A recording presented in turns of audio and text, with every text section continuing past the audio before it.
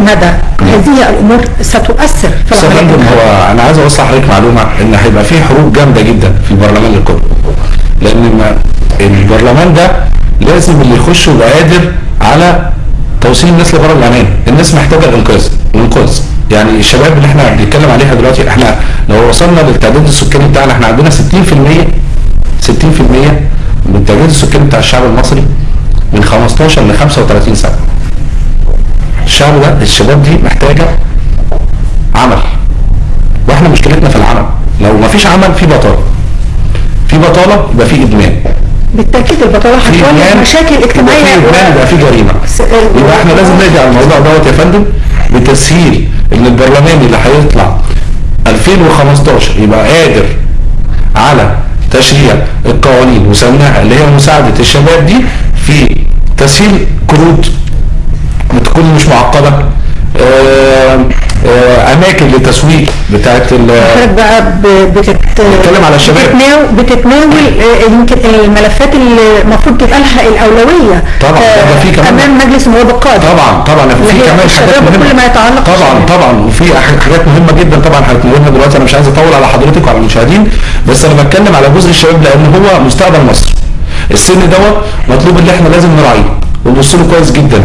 محتاج قروض، محتاج في ناس مخترعين شباب صغيرة السن، في مبتكرين لازم نبص عليهم، لازم نعمل لهم اسواق لتصريف المنتجات بتاعتهم.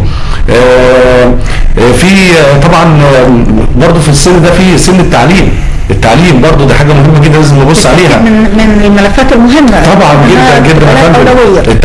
التعليم احنا دلوقتي معتمدين على الحفظ، ما حدش فينا فاهم حاجه. يطلع الطالب مش فاهم اي حاجه، حافظ. ليه؟ طبعا المناهج ما اتغيرتش من فتره طويله جدا، لازم نعمل على تغيير المناهج. والتعليم هو البوابه الحقيقيه للتنميه. عايز بس اكمل لحضرتك، معلش انا اسف حاطط حضرتك في الموضوع عشان مهم جدا جدا. تغيير المناهج ده لازم منه، تغيير اساليب الامتحانات لازم منه، لازم نعمل دورات تدريبيه للمعلمين والمدرسين للارتقاء بالمستوى، لازم نبعتهم بعثات خارجيه لو قدرنا للتطور المستوى اللي يتناسب ويتماشى مع المستوى تطور التعليم.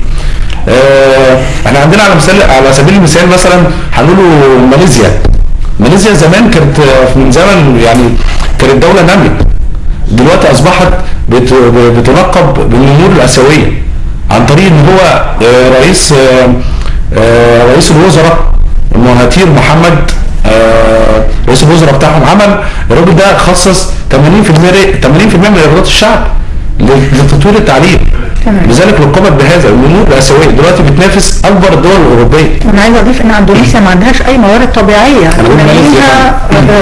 ماليزيا يا فندم ما عندهاش اي موارد طبيعيه، يمكن هي بتعتمد على نوع زراعه المطاط فقط. تمام، وليس لديها اي موارد. 80% يا فندم دي حاجه مش صغيره. 80% يعني ما ببصش على عمل، ما ببصش على شغل، ما ببصش على مصانع، بس على التعليم، لان احنا الناشئ من عندنا بيبتدي بالتعليم.